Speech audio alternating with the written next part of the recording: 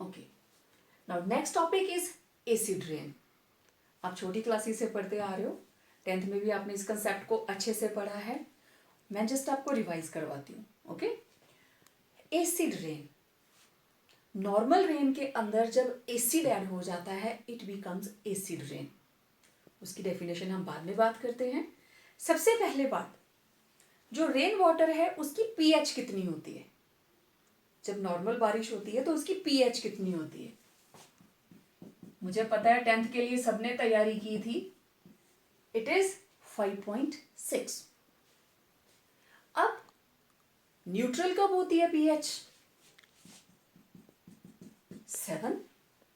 इसका मतलब क्या हुआ, जो बारिश होती है वो तो ऑलरेडी एसिडिक है, उसकी पीएच तो 7 से कम है। इट इज 5.6 जो नॉर्मल रेन वाटर है।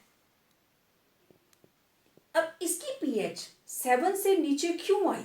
Y rain water is weakly acidic? देखिए,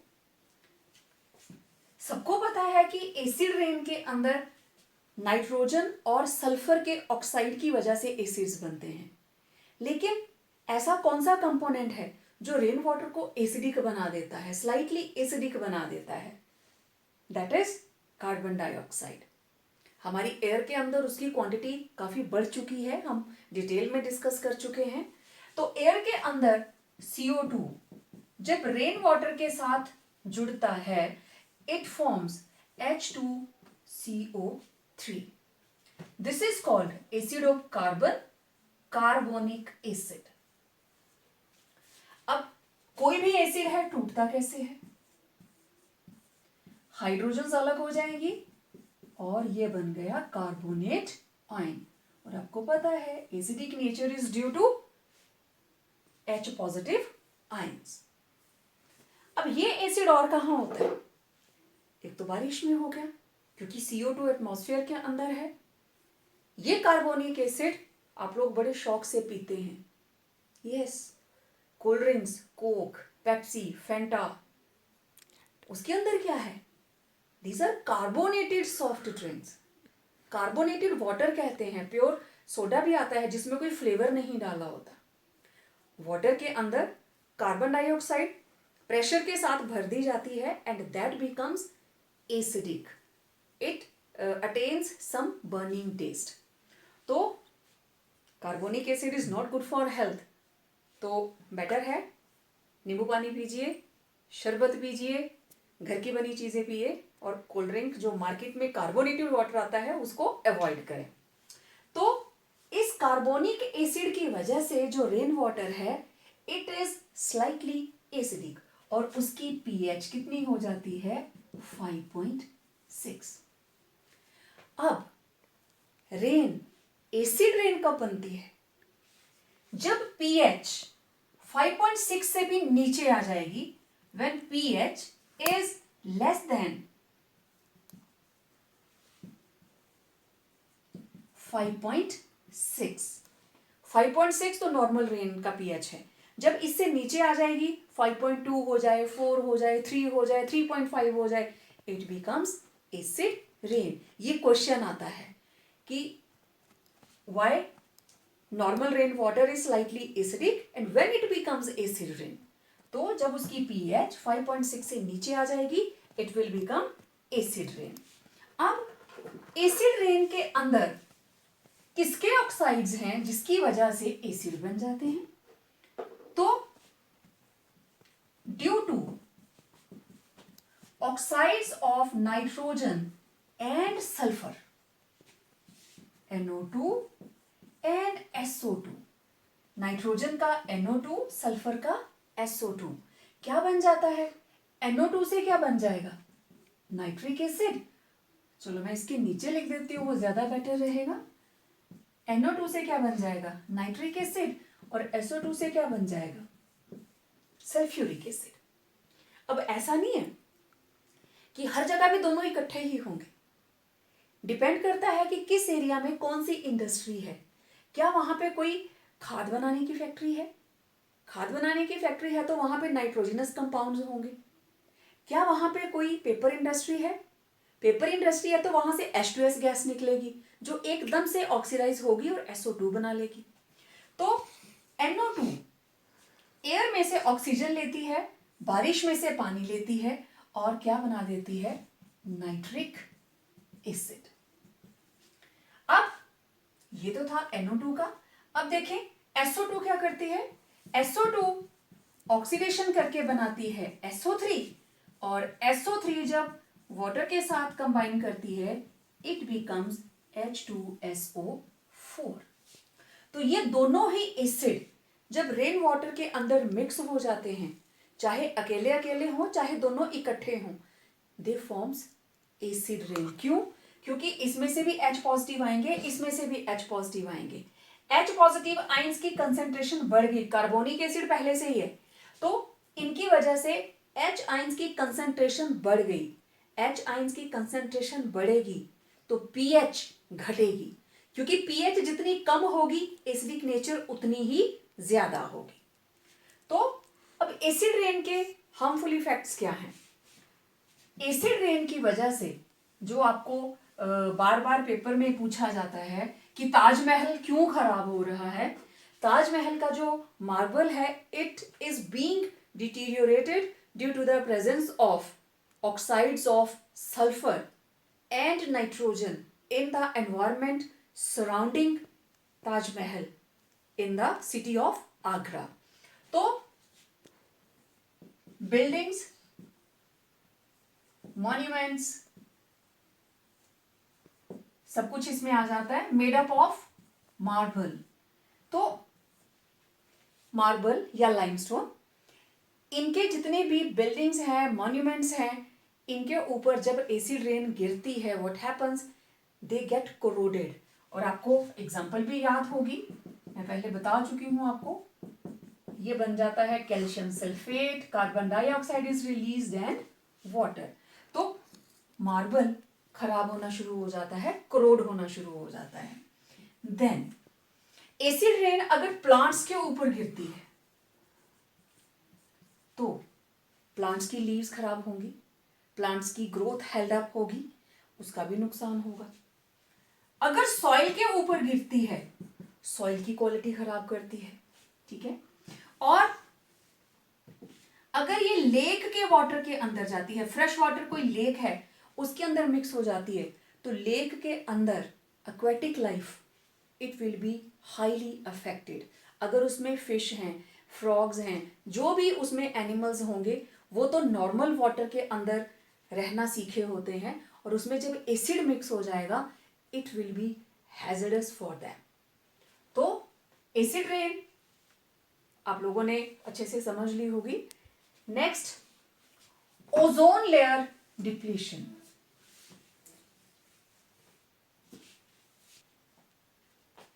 okay, now next topic is ozone layer depletion.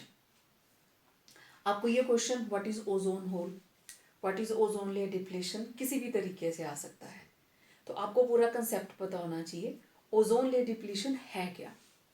देखिए ओजोन क्या है, आप इसको लिखते हैं O3।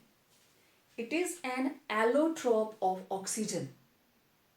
एलोट्रोप ऑफ ऑक्सीजन दो फॉर्म्स में एग्जिस्ट करती है, O2 molecular oxygen and O3 ozone.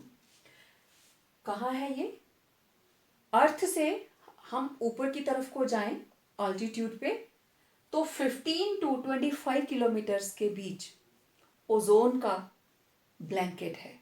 हमारी पूरी अर्थ को चारों तरफ से इसने घेर के रखा हुआ है। तो ये 15 से 25 किलोमीटर के बीच में वो ब्लैंकेट है। ओजोन की वो कंडेंस्ड लेयर है जो सन से आने वाली हार्मफुल अल्ट्रावायलेट रेडिएशंस को अपने ऊपर ही रोक लेती है और उस ब्लैंकेट से नीचे नहीं आने देती। It is acting like an umbrella. तो लाइफ सेविंग है। ओजोन लेयर ना होती तो अर्थ के ऊपर सिचुएशन ही कुछ और होती। बनती कैसे है, कैसे बनी होगी? वहां पे हमारी एयर के अंदर ऑक्सीजन है, तो जैसे ही ये ऑक्सीजन, ये H न्यू कौन सी रेडिएशंस हैं? अल्ट्रावायलेट। अल्ट्रावायलेट रेडिएशंस की प्रेजेंस में ऑक्सीजन दो अलग अलग एटम्स में टूट गई। अब आप लोगों को सबको पता है it is called active oxygen. Active oxygen और nascent oxygen atomic, it is highly reactive. अब ये एक्टिव ऑक्सीजन ऑक्सीजन के दूसरे मॉलिक्यूल के साथ कंबाइन करती है और क्या बना देती है, ओजोन। तो ये वो रिएक्शन है जो नेचर में अपने आप हो रही है।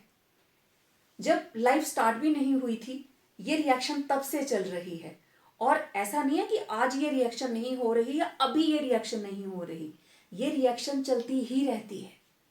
और अगर ओजोन टूटती है तो क्या बनाएगी, O2 plus O, and O क्या है, एक्टिव ऑक्सीजन। तो आप ये देखें इस रिएक्शन का बिल्कुल उल्टा है, रिवर्स है। O2 plus active oxygen ozone, और ओजोन टूटेगी तो क्या बनाएगी, active oxygen and oxygen molecule. तो ये दोनों रिएक्शंस ऊपर चलती रहती हैं डायनामिक इक्विलिब्रियम में। ओजोन बनती भी रहती है, ओजोन टूटती भी रहती है। 10 मॉलिक्यूल बने तो 4 मॉलिक्यूल टूट गए, तो उनके बीच में एक इक्विलिब्रियम सेटल रहता है। तो नेचर अपने आप को हील करती रहती है। लेकिन what happened, due to excessive industrialisation and एक आउटब्रस्ट हुआ कि जेट इंजन्स डिस्कवर हो गए, then air conditioners, chlorofluorocarbons, freons, एक कूलिंग इफेक्ट देने के लिए हमने क्लोरोफ्लोरोकार्बन्स, हाइड्रोकार्बन के हाइड्रोजन हटाकर और उसकी जगह पे हमने फ्लोरीन और क्लोरीन को सब्स्टिट्यूट कर दिया। That was miracle at that time.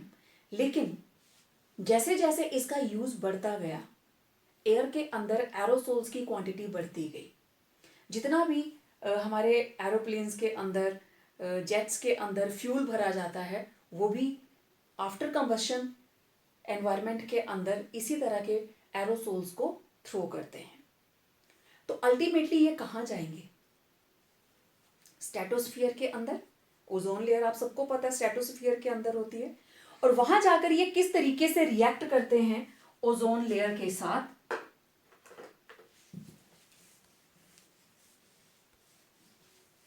आप लोग जानते हैं chlorofluorocarbons, let it be CF2 Cl2 CF3 Cl, chlorine जरूर होना चाहिए साथ में, ठीक है। अब एक इसमें मैं टर्म यूज करूंगी फ्री रेडिकल। तो मैं थोड़ा सा आपको बताना चाहती हूं फ्री रेडिकल का मतलब क्या है। आप सबको पता है, चलो मैं हाइड्रोजन का एग्जांपल लेती हूं। हाइड्रोजन हाइड्रोजन सिंगल बॉन्ड कैसे बना, दोनों ने एक एक इलेक्ट्रॉन शेयर किया। मैं आपका 10th का ही रिवाइज करा रही हूं। मान लीजिए मैंने इसको होमोलिटिकली तोड़ दिया, तो एक हाइड्रोजन भी अपना इलेक्ट्रॉन लेके अलग हो गई और दूसरी हाइड्रोजन भी अपना इलेक्ट्रॉन लेके अलग हो गई। अब ये जो दो स्पीशीज बनी है इनके ऊपर कोई चार्ज नहीं है, इसलिए हमने इसको बोल दिया फ्री रेडिकल, ठीक है। अगर ऐसा होता, मेरे पास था HCl, आपको पता है क्लोरीन की इलेक्ट्रोनेगेटिविटी ज्यादा रहती है। इस केस में ये जो दोनों इलेक्ट्रॉन हैं ये क्लोरीन के ज्यादा नजदीक हैं क्योंकि इसकी इलेक्ट्रोनेगेटिविटी ज्यादा है। ये ऐसे टूटेगा, H पॉजिटिव Cl नेगेटिव, तो ये बना केटाइन और ये क्या बना, एनाइन। लेकिन अगर दो एटम्स होमोलिटिकली, होमो मतलब सेम तरीके से टूट रही हैं, अपना अपना इलेक्ट्रॉन लेके अलग हो जा रही हैं, तो सिर्फ अपना ही इलेक्ट्रॉन होगा। केटाइन कब बनता है, जब एक इलेक्ट्रॉन चला गया। एनाइन कैसे बना, क्लोरीन ने एक एक्स्ट्रा इलेक्ट्रॉन ले लिया। केटाइन और एनाइन में there is loss and gain of electron. लेकिन जब दो atoms specially in covalent bonds अपना अपना इलेक्ट्रॉन लेके अलग हो जाती हैं, they form free radical. Clear. तो अब देखिए यहां पे मेरे पास है CF2 Cl2, चलिए this is CF2 Cl2 in the presence of ultraviolet radiation. अब यहां क्या है, कार्बन के 4 बॉन्ड, 2 के साथ फ्लोरीन लगी है, 2 के साथ क्लोरीन लगी है। टूटना किसको है? क्लोरीन को। तो इस बॉन्ड के बीच में यहां से टूटा, मैं सेम इसी चीज को नीचे बनाने वाली हूं। तो ये बन गया सी के साथ कितने एफ हैं? 1 2, चलो मैं इसको ऐसे लिख देती हूँ, एफ एफ, इधर क्या है? सी एल, और इस कार्बन के ऊपर क्या आ गया? फ्री रेडिकल, अपना इलेक्ट्रॉन इसके पास, और इधर सी एल के पास अपना इलेक्ट्रॉन। तो ये भी क्या बना? फ्री रेडिकल, और ये भी क्या बना? Free radical. ये नहीं है, ये ऐसे पॉइंट लगाओ।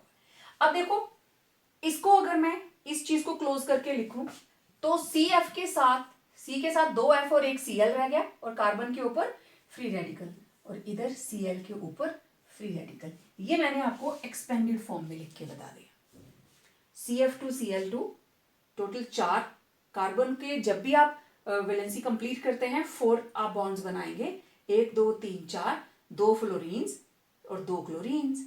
एक टूटेगी इन द प्रेजेंस ऑफ कौन सी लाइट? Ultraviolet radiation.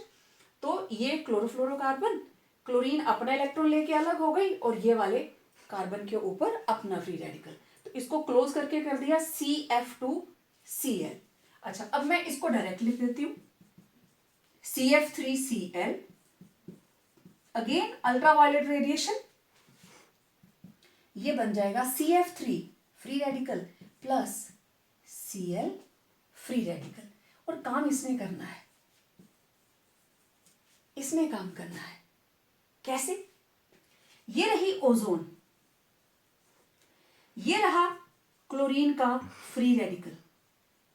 जैसे ही ये ओजोन लेयर के साथ रिएक्ट करेगा, ClO, इसमें से एक इलेक्ट्रॉन क्लोरीन का था और एक ऑक्सीजन का।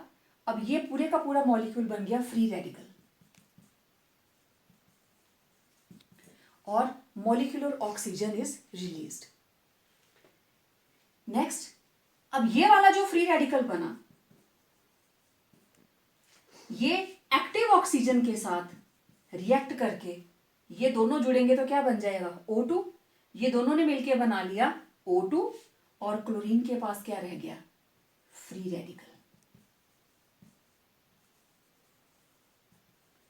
अब आप देखो, जो फ्री रेडिकल यहां से निकल रहा है वो यहां इस्तेमाल हो रहा है, जो चीज यहां पे बन रही है वो यहां इस्तेमाल हो रही है। मतलब ये इधर जा रहा है और ये इधर आ रहा है। ये दोनों ही रिएक्शंस बार बार रिपीट होती हैं और पता नहीं कितने ओजोन के मॉलिक्यूल्स को खत्म कर देती हैं। और एक अगर हम थोड़ा सा आइडिया आपको मैं बताऊं, 1 मॉलिक्यूल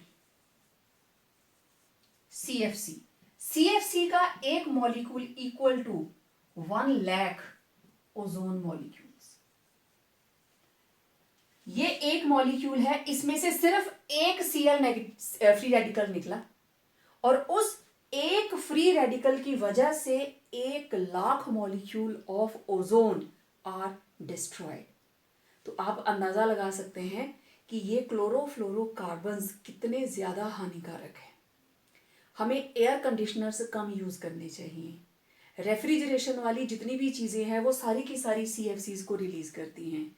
जितने भी हमारे एरोसोल्स हैं, इवन एरोसोल्स आप किसको बोलते हैं? आप स्प्रे नहीं करते हो, आर्टिफिशियल स्नो बनाते हो, उसमें एरोसोल्स रहते हैं। शेविंग क्रीम्स आती हैं जो ऑलरेडी पैक्ड उस तरीके से होती हैं, जैसे उनको एयर के कांटेक्ट में आते हैं तो वो अपने आप झाग बन जाती है, ब्रश के साथ उसको मिक्स नहीं करना पड़ता, उसके अंदर क्लोरोफ्लोरोकार्बन्स होते हैं। तो इंडिया में अभी तक क्लोरोफ्लोरोकार्बन्स यूज हो रहे हैं। कुछ हमारी जो फॉरेन कंट्रीज हैं उनके प्रोडक्ट्स के ऊपर स्पेशली लिख के आता है, स्पेशली इनके लिए जो शेविंग क्रीम्स रहती हैं, इनकी एरोसोल्स रहती हैं, कि अब वो क्लोरोफ्लोरोकार्बन यूज नहीं कर रहे हैं, दे आर यूजिंग PFCs, पर फ्लोरोकार्बन। उन्होंने क्लोरीन को बिल्कुल ही हटा दिया, सारे के सारे फ्लोरीन्स लगा दिए, एरोसोल क्वालिटी वही की वही रखी, दे आर यूजिंग पर फ्लोरोकार्बन। तो अब इस पे काम हो रहा है कि क्लोरोफ्लोरोकार्बन को किसी तरीके से पर फ्लोरोकार्बन से रिप्लेस किया जाए, लेकिन अभी इंडिया में ये टेक्नोलॉजी फॉलो नहीं की जा रही। इसकी वजह से, अब आप फिर से एक बार देख लीजिए, chlorofluorocarbon in the presence of ultraviolet radiation free radical बनाता है और ये फ्री रेडिकल ओजोन के साथ रिएक्ट करके मॉलिक्यूलर ऑक्सीजन बनाता है और इसका जो अपना फ्री रेडिकल है एक्टिव ऑक्सीजन के साथ मिलकर क्लोरीन फ्री रेडिकल, और ये रिएक्शंस बार बार रिपीट होती हैं जब तक इस रिएक्शन की टर्मिनेशन नहीं हो जाती. These are called propagating reactions. जो फर्स्ट स्टेप है this is chain initiation step, ये बीच में रहता है और बीच में कहीं ना कहीं वो टर्मिनेशन होगी जब दो फ्री रेडिकल आमने सामने आ जाएंगे, देन रिएक्शन स्टॉप्स. अब ओजोन होल क्या है? ऐसा नहीं है कि आपने अम्ब्रेला लिया और उसमें ऐसे मान लो कोई नुकीली चीज मारेंगे तो उसमें सुराख हो जाएगा. एक्चुअली जिस जगह पे ओजोन बहुत ज्यादा यूज हो चुकी है दैट इज अंटार्कटिका, वहां पे थिनिंग हो गई है, जो ओजोन लेयर की मोटाई है वो कम रह गई है, तो उसकी वजह से जो अल्ट्रावायलेट रेडिएशंस हैं वो अर्थ तक पहुंच जा रही हैं. तो that is called ozone hole और डिप्लीशन ऑफ ओजोन लेयर. तो इसकी वजह से सबसे ज्यादा नुकसान क्या है? Skin cancer. स्किन कैंसर कब होता है? जब अल्ट्रावायलेट रेडिएशंस हमारी स्किन के अंदर डीएनए मॉलिक्यूल के साथ रिएक्ट करेंगे. तो आप लोग अंदाजा लगा सकते हैं कि अगर इसी तरीके से ओजोन लेयर डिप्लीट होती रही तो क्या क्या हो सकता है? अर्थ का टेम्परेचर बढ़ जाएगा, प्लांट्स की लाइफ अफेक्ट होगी क्योंकि प्लांट्स भी उस टेम्परेचर को डील नहीं कर पाएंगे. अल्ट्रावायलेट रेडिएशन प्लांट्स के बायोमोलिक्यूल्स को अफेक्ट करेंगी, उनकी प्रोटीन्स को स्पेशली. ह्यूमन बींग्स, एनिमल्स के अंदर नो डाउट जो हमारे बायोमोलिक्यूल्स हैं उनको तो इफेक्ट होगा ही होगा. It can lead to skin cancer. एक थोड़ा सा मेरे पास डाटा था कि अगर 1% डिप्लीशन बढ़ती है तो 2% चांसेस बढ़ जाते हैं स्किन कैंसर के. तो इंपैक्ट इसका डबल रहता है. Okay, due to more penetration of ultraviolet radiations earth का टेम्परेचर राइज होना स्टार्ट हो जाता है. तो ओजोन लेयर डिप्लीशन किसी के लिए भी अच्छी नहीं है, ना प्लांट्स लाइफ के लिए और ना ही एनिमल किंगडम के लिए. तो it was all about ozone layer depletion.